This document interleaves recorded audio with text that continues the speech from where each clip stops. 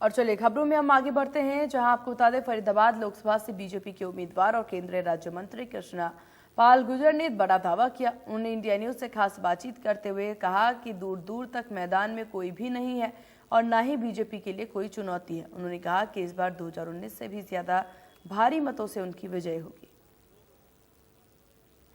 जनता party की तरफ से फरीदाबाद में उम्मीदवार उतारने को करीब करीब एक महीना हो गया है और सामने मैदान खाली दिखाई दे रहा है, क्योंकि हैट्रिक लगाने के लिए जिम्मेदारी केंद्रीय राज्य मंत्री कृष्णपाल गुर्जर पर है, क्योंकि उम्मीदवार फरीदाबाद लोकसभा से।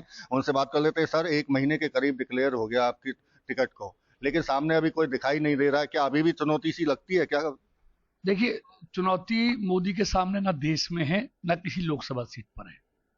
आज एक तरफा पूरा माहौल पूरे देश में मोदी में है, राम में है, तो आज पूरे देश का भरोसा मोदी में है। जिस गाड़ी का ड्राइवर ना हो उसमें कौन बैठेगा? जिस बारात का दूल्हे ना हो बारात में कौन शामिल होगा?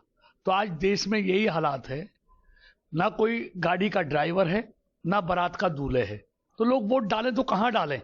कोई विकल्प होना चाहिए ना, कोई चेहरा होना चाहिए। उनके पास ना कोई चेहरा है, ना उनका चरित्र है, ना उनकी कोई नीति है, ना कोई उनका एजेंडा है। तो देश के लोगों का भरोसा मोदी में था, मोदी में है और मोदी में रहेगा। कोई विकल्प नहीं है। ये तो अपनी जो है ना अस्मिता बचाने के लिए लड़ाई लड़ रहे हैं और इनके पल्ले कुछ नहीं है। आज देखो कहाँ सारा मैदान खाली है। मैदान तो खाली है, लेकिन चूंकि राजनीति में लगातार जनता के बीच में तो रहते ही हैं, लेकिन अब लगातार आप लोकसभा में घूम रहे हैं, तो लगता नहीं है कि पूरा एक बार आपने तो चुनावी कैंपेन पूरा कर लिया, सामने कुछ नहीं दिखाई दे रहा? आप ही जाइए देवेंद्र जी, आप ही लोगों से पूछ लीजिए। लोगों ने तो फैसला कर लिया, सिर्फ रिजल्ट आना है। वोट वाले दिन का इंतजार कर रहे हैं कि किस दिन वो दिन आए और हम कमल का बटन दबाएं। 10 साल आपको हो गए, क्योंकि उपलब्धियां आप काफी गिनवाने के लिए हैं, लेकिन कुछ ऐसा भी है कोई घोषणा के आप फरीदाबाद लोकसभा को लेकर कुछ अगले 5 साल की कोई रूपरेखा तैयार की हो? मोदी के पास अगले 5 साल का नहीं, अगले 25 साल का विजन है। 2047 को लेकर मोदी जी मैदान में है कि 2047 में भारत क्या होगा, भारत की तस्वीर क्या होगी। भारत विकसित भारत होगा, श्रेष्ठ भारत होगा, विश्व गुरु भारत होगा। तो मोदी जी 2047 का एजेंडा लेके जनता के बीच में जा रहे हैं और उनके पास 2024 का भी विजन नहीं है, एजेंडा नहीं है। एक पलवल विधानसभा है और एक बड़खल विधानसभा है, 2 कांग्रेस की चर्चाएं हैं नामों की। कौन सा ज्यादा चुनौती लगता है आपको नाम? देखिए, मैं कह रहा हूं कहीं कोई चुनौती है ही नहीं। आपके लिए आसान कौन सा है?